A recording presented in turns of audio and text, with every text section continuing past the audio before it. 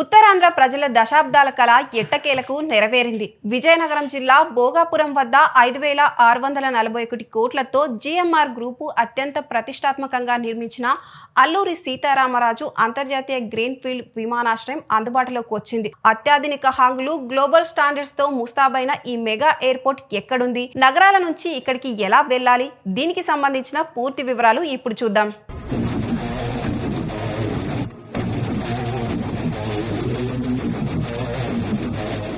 విజయనగరం జిల్లాలో భోగాపురం ఎయిర్పోర్ట్ ఉంది. సరిగ్గా 16వ నంబర్ జాతీయ రహదారికి ఆనుకొని ఉంటుంది. విశాఖపట్నం నగరం నుంచి సుమారు 45 కిలోమీటర్లు, విజయనగరం పట్టణం నుంచి కేవలం 25 కిలోమీటర్ల దూరంలో ఈ ఎయిర్పోర్ట్ ప్రయాణికులకు అందుబాటులో ఉంది. విశాఖ, విజయనగరం, శ్రీకాకుళం జిల్లాల ప్రజలందరికీ ఇది అత్యంత సమీపంలో ఉండేలా ప్లాన్ చేశారు. ఇక వివిధ జిల్లాల నుంచి భోగాపురం చేరుకోవడానికి కనెక్టివిటీ రూట్స్ ఎలా ఉన్నాయో పరిశీలిస్తే విజయనగరం వాసులకు ఇది కేవలం 25 కిలోమీటర్లే కాబట్టి పద్మనాభం తగరపు వలస రోడ్డు ద్వారా నేరుగా జాతీయ రహదారికి కనెక్ట్ అయి క్షణాల్లో ఎయిర్పోర్ట్ చేరుకోవచ్చు. ఇక శ్రీకాకుళం ప్రజలకైతే ఎలాంటి గందరగోళం లేదు. నేరుగా NH-16 హైవే మీదుగా విశాఖ వైపు వస్తూ రణస్థలం దాటిన వెంటనే ఎయిర్పోర్ట్ టెర్మినల్ కనిపిస్తుంది. పొరుగున ఉన్న ఛత్తీస్గఢ్ ప్రయాణికుల కోసం రాయ్పూర్, విశాఖపట్నం ఎకనామిక్ కారిడార్ ద్వారా ఎలాంటి ట్రాఫిక్ లేకుండా నేరుగా వచ్చే సదుపాయం కల్పించారు. ఇక విశాఖ నగరం అలాగే ఉభయ గోదావరి, విజయవాడ ప్రయాణికులు భోగాపురం ఎలా చేరుకోవాలో చూస్తే వైజాగ్ సిటీ జనాలు ప్రధానంగా 2 మార్గాల్లో వెళ్ళవచ్చు. మొదటిది మదిలపాలెం, హనుమంతువాక, మధురవాడ, ఆనందపురం మీదుగా నేరుగా NH-16 హైవే ద్వారా వెళ్ళడం. రెండవది సిటీ ట్రాఫిక్ లేకుండా ఆహ్లాదకరంగా వెళ్ళాలనుకునే వారి కోసం 6 లేన్ల Visakha Bheemili Bhogapuram beach road corridor సిద్ధంగా ఉంది. ఇలా వెళ్తేనే దాదాపు 40 నుండి 50 నిమిషాల్లో చేరుకోవచ్చు.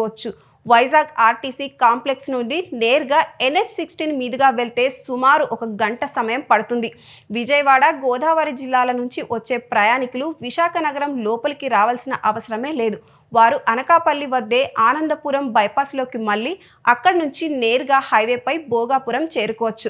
ప్రయాణికుల కోసం ఏపీఎస్ఆర్టీసీ ప్రత్యేక ఎలక్ట్రానిక్ ఏసీ షటిల్ బస్సు సర్వీసులను ఏర్పాటు చేసింది.